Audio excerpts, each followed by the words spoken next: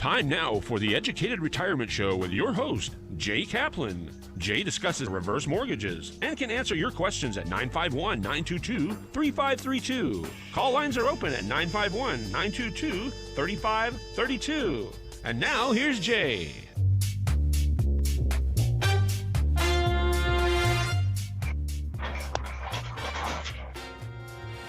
All right. Well, I dance around the stage here, but these are the views, and this is the program director, or producer, whoever they want to call it. But it's me anyway. It's Jay, and hello. I hope everybody has had a really fine week. The weather has been just amazingly beautiful. It's no longer cold, and it's not as hot as it will be, and it's going to be hot, so hang in there. So welcome to the Educated Retirement Radio here on KMET, where we contemplate retirement and how best to prepare for retirement and how to best stay successfully retired. Me, I ain't retired, and I don't think, to me, successfully retired means, okay, I'm old, but I'm still working. But it's something different to everyone, and everyone needs to be able to meet what they want to be there for their retirement. So remember to absolutely meet your retirement needs. Top off your tank before you take off, and be sure to email or call. I don't care, whichever one you want to hand me first. Here is Dr. Heckham.com, DRHECM, which stands for Home Equity Conversion Mortgage. Remember, it is a mortgage, but it's the safest loan you possibly can get on your home, and you continue to own it. The bank does not own it. And as far as taking money from it, you don't always have to. It's your choice as you go. And of course, excuse me, my phone number, 866-955-2233. What is it again? 866-955-2233. Call me. What's the problem? Just call me. But I do get calls. I get quite a few calls. Quite a few this morning, actually. The Future Is Now comes directly from one of our favorite films, which is Hudsucker Proxy. And remember that knowledge is power. 866-955-2233, and be sure to jump over to the website, and there is a YouTube channel link which takes you to most of the shows. We're getting caught up, and remember, please subscribe to that. Please subscribe. There's also lots and lots of information on that site. But do I have a day job, you want to know? Yeah, I do. The Loan Source I work for, NMLS, number 384565, Department of Real Estate, although I don't sell real estate, but I do know quite a bit about it and stay on top of it. That number is 792-630. And what is today? Where is my producer with my peanut butter and jelly? Today is at least a bottle of Skippy or something. Yeah. I mean, today is National Peanut Butter and Jelly Day. It's also International Children's Book Day, and this does have some meaning to me. Now, I don't know what your favorite books were when you were an urchin. Amongst mine, oh, of course. There we go. What do you think? I just attack this stuff with a spoon, really. You know what I mean? I'm a real, discerning gourmet, so I just attack it. You guys remember this? Bar? I sure do. The elephant. And here is another bar picture. Sean, you remember Bar, or are you too young for that? I do remember. All right. Now, here's something that means a lot to me. I used to have a whole series of these books. Especially there was one or two with rocket ships on the cover, and of course I love the rocket ships. But this is the picture that I remember most of all, okay? Most of all, I remember this.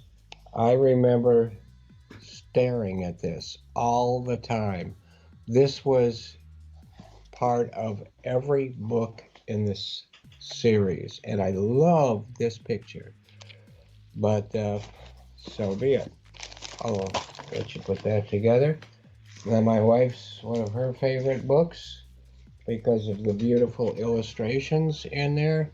This, and I guess I could open it to almost any page and get beautiful. Oh, here's one. From where is this? I don't know what it is. Pumpkin. Thumbkin, whatever a thumbkin is, there is, So this whole book is full of that kind of thing. So what do we believe in? Challenging the status quo. Families and people need to be active, not reactive. We have, as a special guest with us today, Dr. Demento, who may make us a surprise visit, but I doubt it.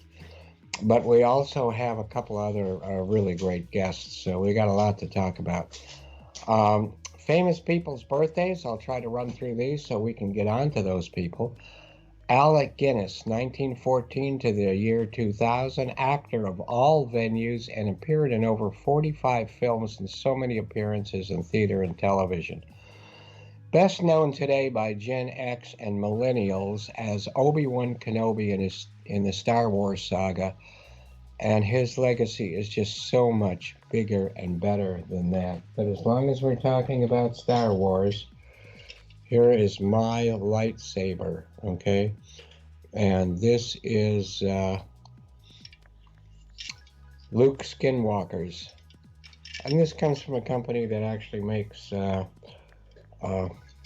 props. I've got a pretty big, large size X-Wing fighter whose bottom wing is starting to warp in the sun, but that's in the other room, but that's okay for now. Independence Day. And the Independence Day rocket ships. But his first real break, him being Alec, came with his association with David Lean, and films that came from that association were like Oliver Twist, where he played the very aged Fagin, who is supposed to be even older than I am, and he did that when he was barely 30.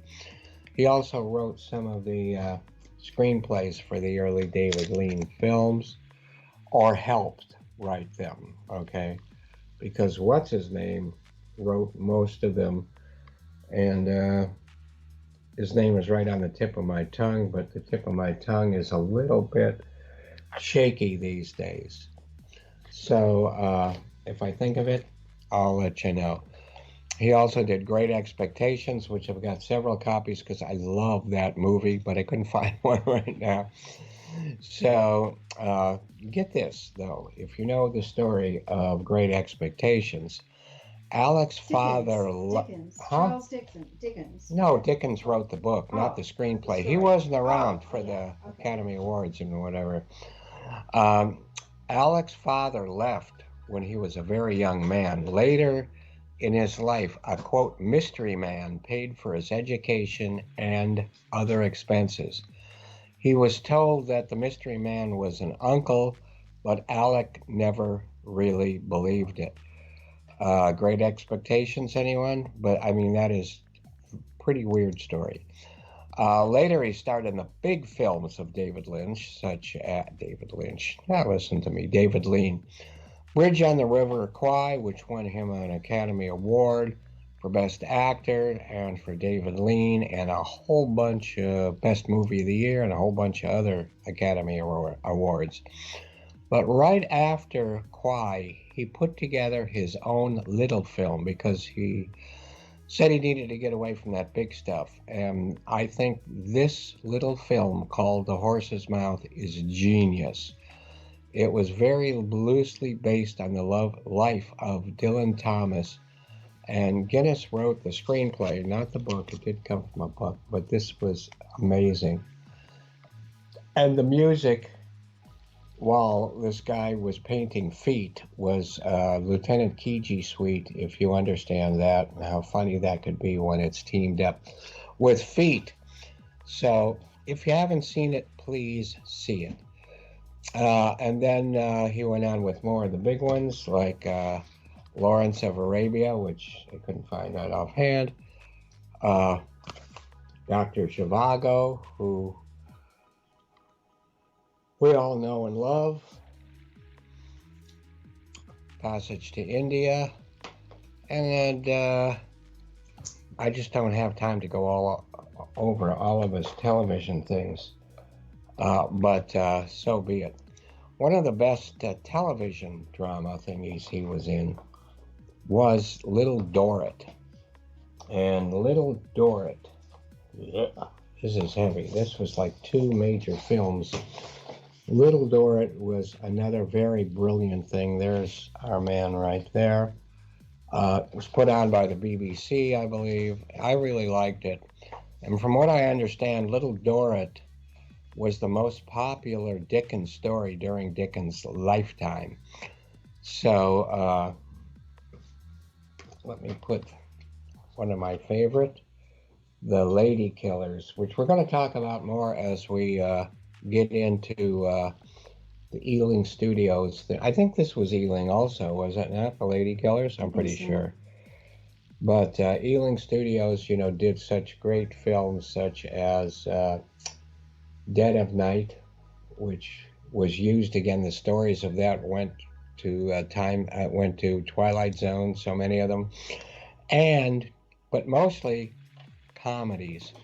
Now, Alec admired and was influenced by Stan Laurel, and I guess when I was fat last year, I would have rathered it was Hardy because I like to identify with other fat people. But now that I'm skinny, I guess I can see the Stan Laurel, and I can actually, if you think about it, you can see some of the similarities and some of the expressions.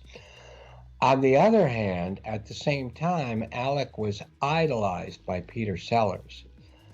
And Peter Sellers' first major role in a film was Lady Killers, which we just showed you, which I think the scene with Guinness at the door and the bird is one of the funniest things I can possibly remember.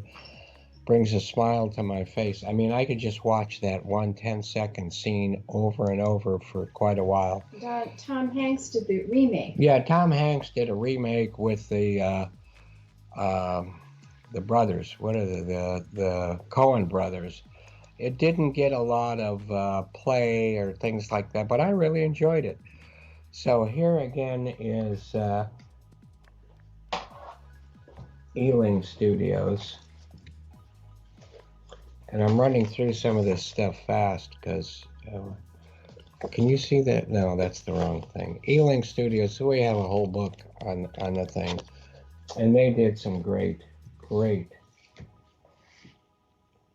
films, comedies. Kind Hearts and Coronets, amazing.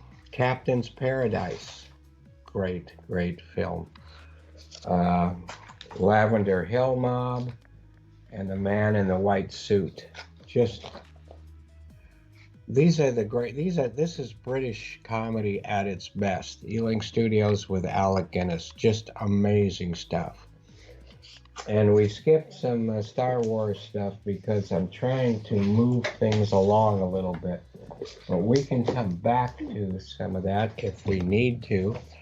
But remember, you are listening to the Educated Retirement Radio here on your home planet, 1490 KMET, AM, and I guess FM too, the Mighty Met. So remember, www.drheckham.com, drhecm.com, and my phone number, 866-955-2233, 866-955-2233. Or just email me. Why don't you just email me and tell me what a great show or what a bore you might think I am. It doesn't matter. We can talk anyway. I had a guy call me earlier today to tell me what a bum I was because of reverse mortgages. But 20 minutes later, we were friends, and I got him turned around to want to have an open mind. So I'm proud of myself for some of that stuff. Now, what makes KMET famous besides me? Okay, it would be this fella right here, Dr. Demento, or his real name, Barry Hansen. And there is Barry, much better looking and normal than I would have thought, but definitely a household name. He was born in 1941, which makes him even older than I am. His real name is Barry Hansen. KMET shirt. And did I show this already? Oh, yeah. I showed it, but I forgot to mention. Take a look at that T-shirt he's wearing. It's a KMET T-shirt. So, Sean, do you have KMET T-shirts available to our listeners? I Maybe wish I did. with a, huh? What's that? I wish I did. With a signature from Dr. Demento on it. So, anyway, he is credited with introducing new generations of listeners to artists that would not normally have heard of. And where did he do that? Right here on KMET, of course, from 1971 to 1983.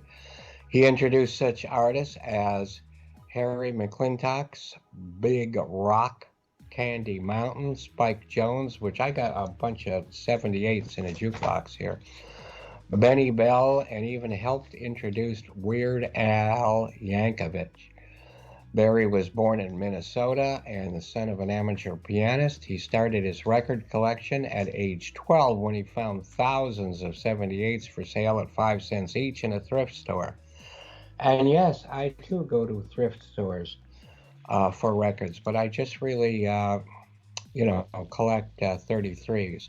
He earned a master's degree in folklore and ethnomusicology at UCLA and lived 2 years in Topanga Canyon with some of the members of with the members of Spirit, and was a rodeo for them, Canned Heat, and other bands. And here's a little Canned Heat. I think He was a roadie for him. yeah, he was there. I'm just looking to see if this was a reissue and audiophile pressing. And of course, remember Stairway to Heaven with Led Zeppelin, and they got into a lawsuit, and I'm not sure how it all ended up. I know that Led Zeppelin won the first round. He was very important, he meaning Al, in reviving such hits as Alley Oop, Monster Mash, Hello Mudda, Hello Fada, and They Are Coming to Take Me Away, frequently featured Frank Zappa.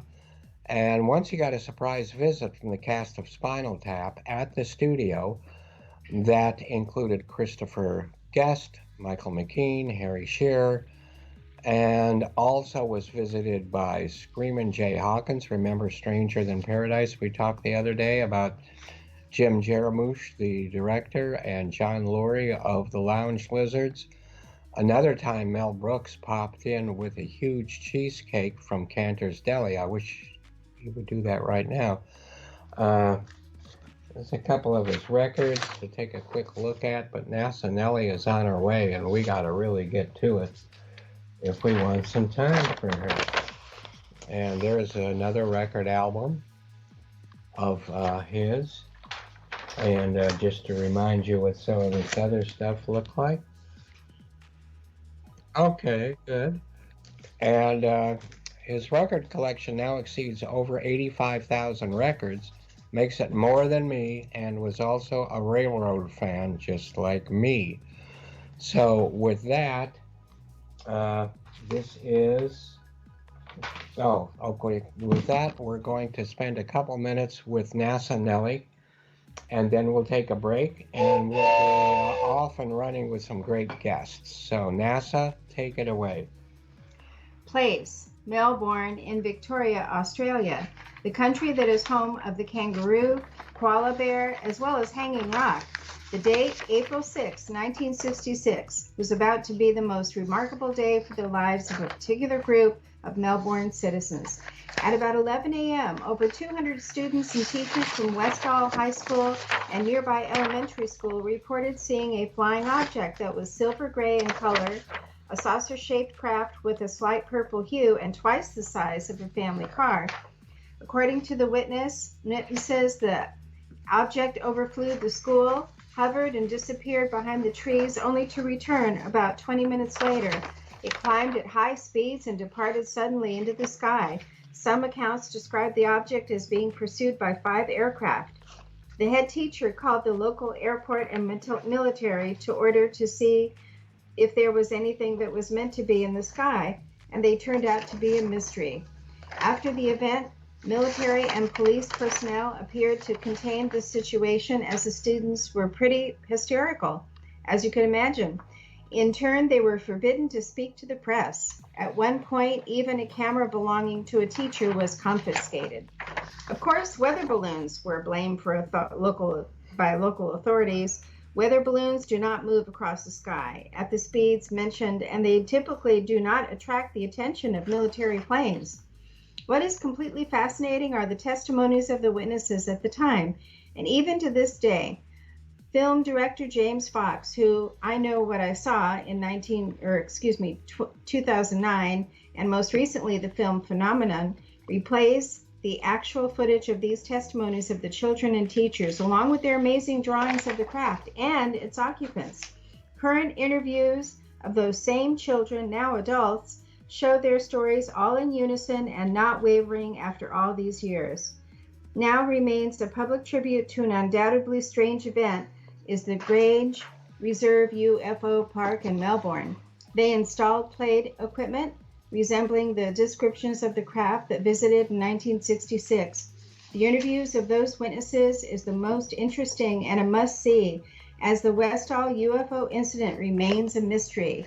Okay, and as NASA Nelly takes off here, I'm going to just say one thing because I think this is so interesting. On this day in history, 2001 opened in Washington, D.C. back in 1968 in Cinerama, of course. Kubrick, this is I think, really a fun story, a little tidbit. Kubrick was a bit paranoid that extraterrestrial life would visit Earth before the film came out, and thus putting all of his hard work into obsolescence. So he tried to get insurance against that from Lloyd's of London, who turned him down. But I don't think that Sean's going to turn us down now for a break. And we will be back with Laurel Starks talking about some very important things for our, just for our mind and possible future. So take care. Take it away, Sean. And please hang on. We'll be right back. If you only knew the power of the dark side. Welcome back, everyone, to the Educated Retirement Show, here with Jay Kaplan and very special guest Laurel Starks of the Alumni, and I'll let her pronounce that for sure. It's not the Illuminati, right? No. Institute, and founder and CEO, and I'll speak just a little bit because we don't have a lot of time and I want her to do most of the speaking. But Laurel Starks is arguably the nation's foremost expert in divorce real estate, regarded as the pioneer of that niche. And if you didn't think that was a niche, it really, really is. And as a veteran real estate realtor, so she's completed over 2,000 million in sales and has advised, consulted, and testified in over 1,000 divorce cases, and recognized as an Inman innovator and an Inman influencer for her pioneering work in divorce real estate. You may want to think of those things as two different things, but if you had ever been through any of that, which luckily I have not, you know that they are so intimately connected. And unless you know what's going on, you're going to miss out, whether you are one of the parties involved or a realtor. Laurel is also a published author of The House Matters in Divorce and an Amazon bestseller. She's been featured in publications such as the Huffington Post, NPR, Inman News, and NAR's Realtor magazine. I've got more and more and more, but I'm afraid I'll take up all the time talking about her because there's so much to talk about her that she won't have a chance to talk. So, Laurel, instead of me talking about you, why don't you go ahead and tell us about yourself to start with? Hi, well, thank you so much for having me on. I It's always an honor, enjoy coming in and chatting with you. So, yes, so divorce real estate is the niche that I have lived and breathed over the last 15, 16 years. And I got started in the niche very shortly after I retired from being a flight attendant in the airline industry, and I got into real estate.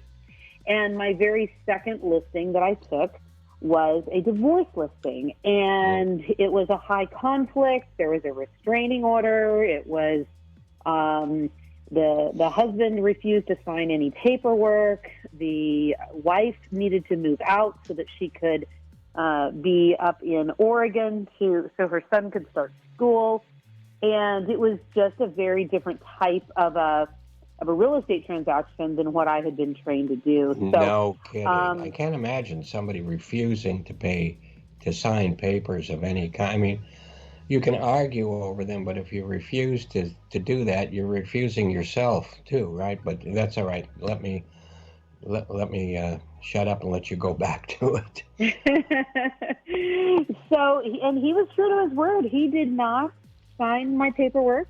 I found myself a couple of weeks into the listing. I found myself sitting on a witness stand in a courthouse, talking to the judge about what was going on and what I needed in order to complete the transaction. And she ordered the court to sign everything on his behalf. So it was just a very different type of like I said, of a transaction. It was something that was not, not what we had been trained to do. It's frankly not why I got into real estate, but I was very interested in it.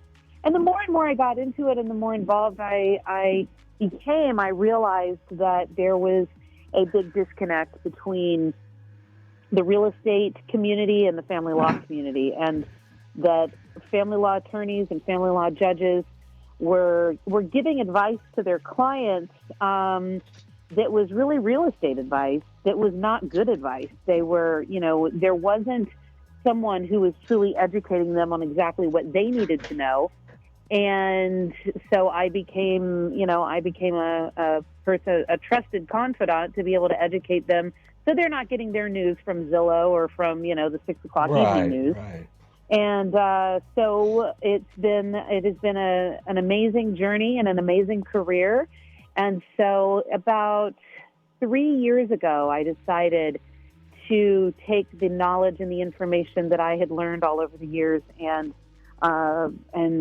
curate it and put together a world-class education organization called the Alumni Institute, which is what I started in late 2017, early 2018, and that's been phenomenal as well. I still am practicing. I've got a very flourishing business in the Inland Empire of Southern California. You do, yes. Yeah, so I still am a court-appointed real estate expert, and I love it. It's kind of my first love, and so I do that work, and then I also, along with several other family law colleagues, started the Alumni Institute so that we can teach and train other realtors throughout the country how to do this type of work. Right, that's what I was going to ask. This institute is pretty much specifically aimed at realtors, correct? That is correct, yes. And it helps make realtors much more professional when they're dealing with something like this. And sometimes they don't know whether they're dealing with this until they get involved with the transaction. And once they are, they better know what's going on or they're not going to get anywhere, right? That's correct. There are a lot of hurdles to overcome because, we've got clients who oppose one another. So you've got, Oh, really? imagine you've got a soccer team playing against another soccer team, but two players on one soccer team are playing against each other, and yet they're supposed to beat the other team. So, it's an interesting dynamic. And so, we've got to get everybody getting that ball into the same goal, and overcoming a lot of hurdles in the transaction. Oh, right. So what can a realtor expect when they sign up for your class, and how long does the class take? What does it entail? And then, of course, we need to give you some time to make sure everybody knows how to get a hold of you. Sure. So the class we have two classes. One of them is it's an online boot camp, and it's a video on demand. It was written and taught by myself as well as a family law attorney, and that is available to any real estate professional. It's an online course available at any time, and that course, you can go to thedivorceniche.com. What they get from that course is really three main components. One is an understanding of the legal process in divorce, so they they have a better grip on where and how the house is dealt with in divorce from the legal side, which is pivotal. The second section talks about what your steps are in a divorce listing, so you can keep it on track. So step by step, the process and the model for a divorce listing. And then the third step is how to be that resource to your database, so that when anybody you know is going through divorce, or they know someone, then you can be that resource for them. So you walk away with a 12-month resource and marketing campaign for your database, as well as a workbook, over 200-page workbook on how to work with these listings. So that's the Divorce Niche. The other program we have is we do take it. It's on an application-only basis, and it's our CDRE program to get your Certified Divorce Real Estate Expert credential. And that course is offered twice a year. Our next one is coming up April 18th, and it is virtual, but it's live online. It's a 6-month program. And from there, that is where you really learn how to be that resource to family law attorneys, how to educate them, and then how to work in and amongst even the highest complex cases. So, our whole faculty, it includes an apprenticeship program where we walk people through all of their first transactions and all of that. So they're both very good programs, but very different. So the second one is an application-based program, so there's criteria there. And of course, having these kind of credentials, a realtor can use that in their advertising, and in trying to get clients who are facing these particular problems out Absolutely. there. Mm-hmm. I can't imagine going into this without knowing a whole lot more about that. Now, I do reverse mortgages, but we're not here to talk about me at all. It's just, except to say that silver, I guess that's what they call it, silver divorces, there's a lot of that going on too, right? Absolutely. There definitely is. There is a huge trend in silver divorces, gray divorces, they call them sometimes as well. And it is definitely, get to be more and more of a thing that we're seeing. And a lot of people are, they're waiting until the kids are grown and the kids are out of the house, and, and well, that happened to me 40 years ago, so that's different here, but there's no divorce coming here, so. There you go. But you know what? Time goes by pretty fast. I would like you to take a moment out and give and repeat everything twice. Let everybody know. And I think we're aimed mostly here at attorneys. But then again, if you are someone who might be facing divorce and a sale, maybe calling Laurel or her office would put you in touch. Maybe, I don't know if you have like a directory for this, but maybe it goes both ways where people can find realtors that are already certified. Yeah, absolutely. So I've got, so our website is the Alumni Institute.com. So it's Alumni Institute, ILUMNI Institute.com. Again, that's ILUMNI Institute.com. So there, on that website, you will be able to see there's a directory, a CDRE directory, Great. And we're located in 23 states so far and counting. Wow. So we've got good representation. We're always building our network, and so that is where anyone who is in need of a real estate expert in divorce, that's where you can go. Now, if you're a real estate professional and you're looking to get trained, then which you should be, right? Because you are going to be facing one of these sales before too long, like it or not, right? Oh, yeah, absolutely. And I will talk I will also talk about how from a mortgage standpoint, what's happening and why we're seeing a lot more divorce listings because of the run-up in home prices. What's happened is buyers are not, parties who want to keep the house, they are not able to qualify for the buyout because home prices have gone up so much. So then that leaves the only option to selling.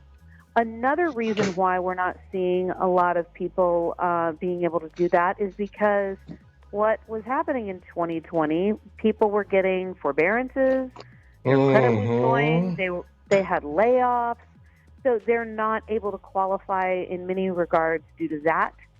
So we are seeing a spike in divorce listings due to the aftermath of COVID.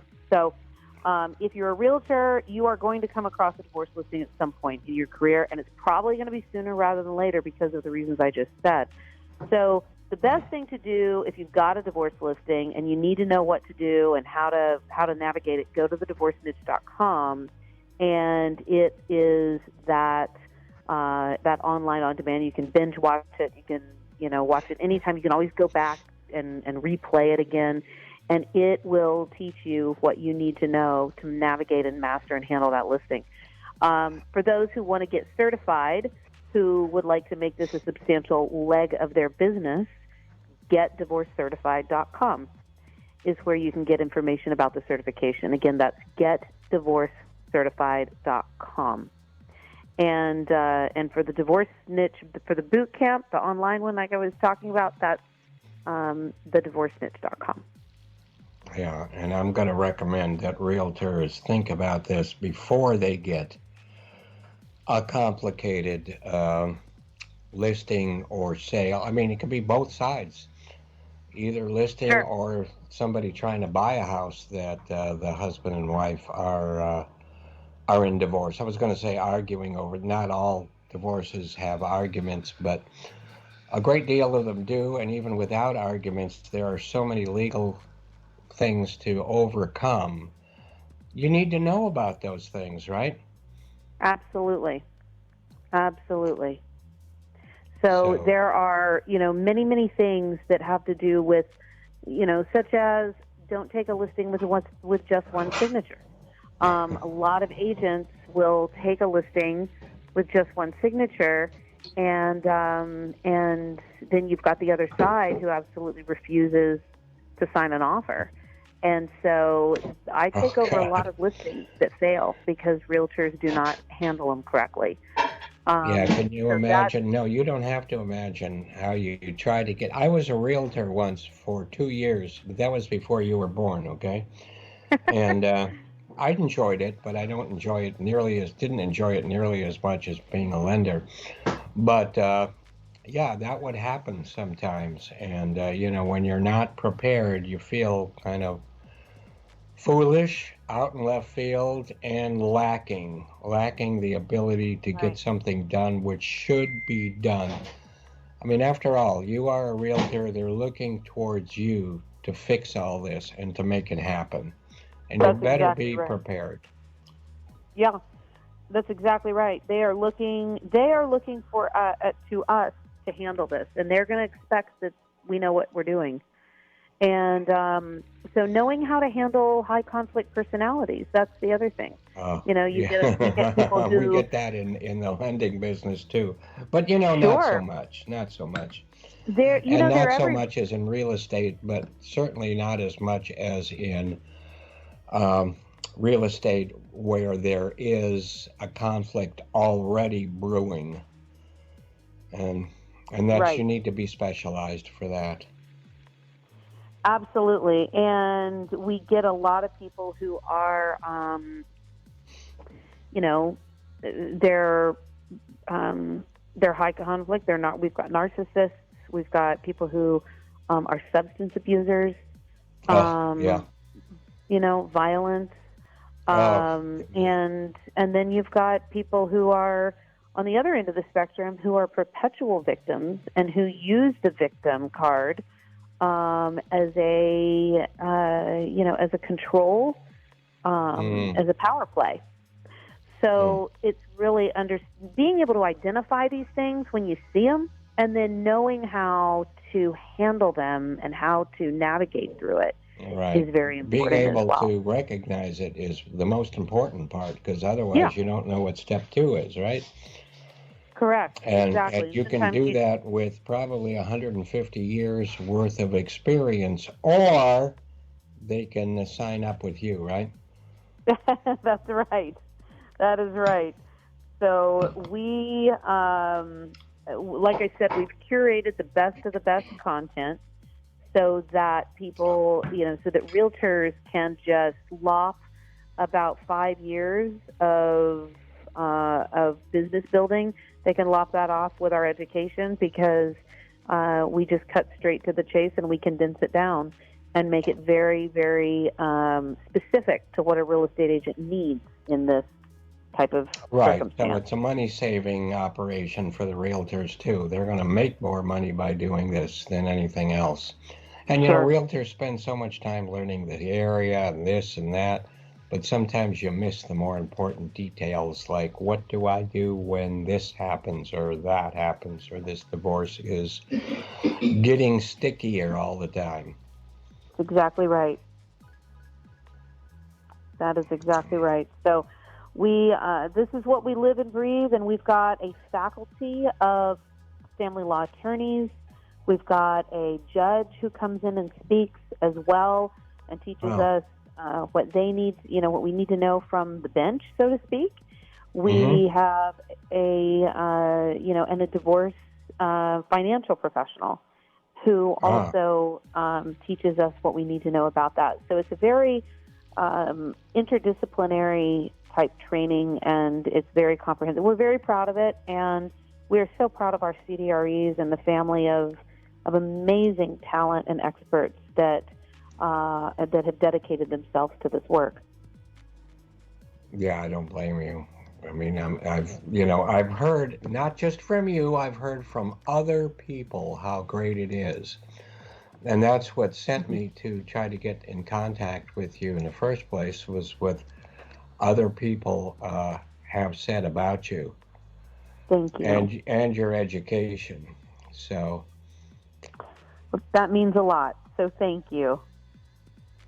Yeah, I'm just looking at your website right now, and that's pretty much a lot of what you're talking about. Settling disputes, huge thing, and information resources, and all of those things that are people want to know about.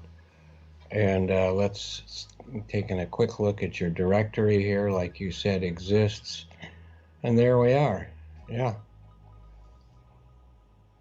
Yeah, so you've got a lot of good people and a lot of areas. Wow, San Luis Obispo.